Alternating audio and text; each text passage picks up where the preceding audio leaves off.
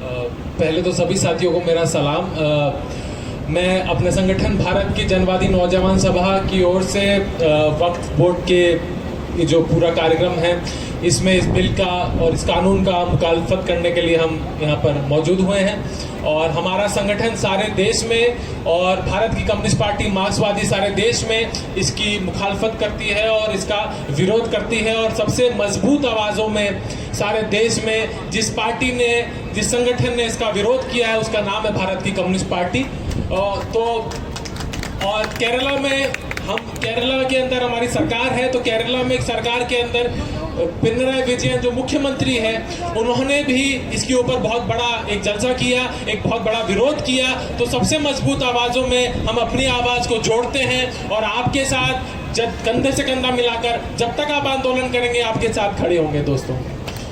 तो पहली बात तो ये दोस्तों, आज हमारे देश के अंदर चाहे मुसलमान हो, चाहे दलित हो, चाहे मजदूर हो, चाहे किसान हो, उसका सबसे बड़ा मुद्दा क्या है?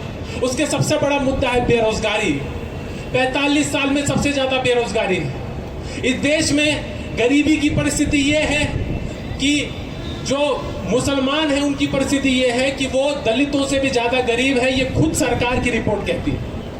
दलितों की परिस्थिति ये है कि हर रोज उनको छुआछूत भेदभाव झेलना पड़ता है।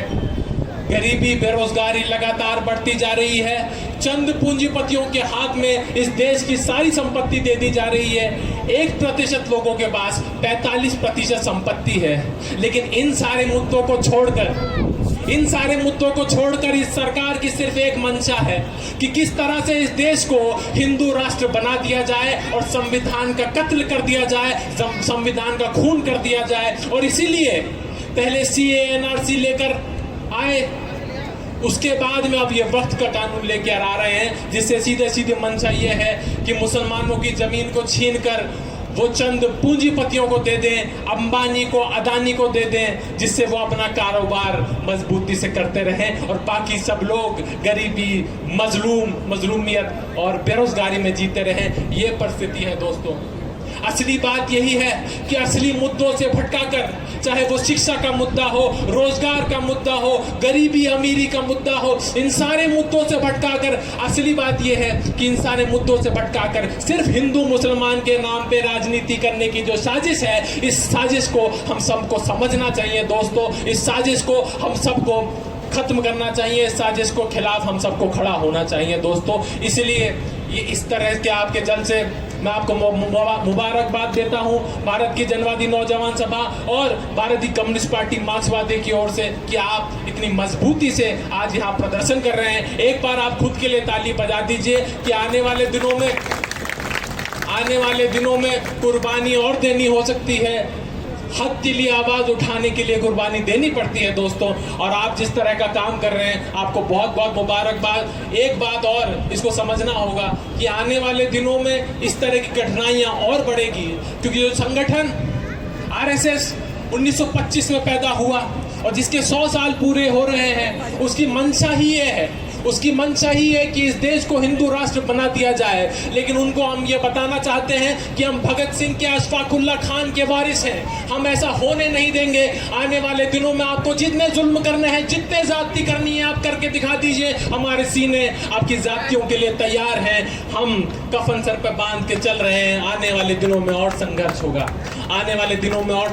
और हम करेंगे। और ये सिर्फ मुसलमानों के साथ भेदभाव नहीं है दोस्तों। जैसे अभी पिछले वक्ताओं ने कहा कि किसानों के खिलाफ भी ये बिल लेके आए थे, काले कानून लेके आए थे। किसानों ने संघर्ष किया और इसी तानाशाह है, सत्ता में बैठे हुए हैं, उनकी नाक रगड़वा कर उन बिल को वापस लेना पड़ा इनको। यही सत्ता थी जो ST/SC कानून को डाइल्यूट करने के लिए प्रयास कर रही थी और जनता का जन आंदोलन हुआ, दलितों का ST/SC का जन आंदोलन हुआ, इनको वापस लेना पड़ा उसे। तो आने वाले दिनों में वक्त बोर्ड को भी वापस लेना पड़ेगा, वक्त बिल को, वक्त कानून को भी वापस लेना पड़ेगा। और आप देखेंगे ये होगा। लेकिन बस यही बात है कि कंधे मजबूत रखिए, जनता को जमीन पे खड़ा करते रहिए। अंत में सर गिने जाते हैं जमहूरियत में। और आप जो संघर्ष कर रहे हैं, आपको हमारा सलाम, आपका बहुत बहुत धन्यवाद। आपने मेरी बात सुनी। इनकलाब जिंदाबाद।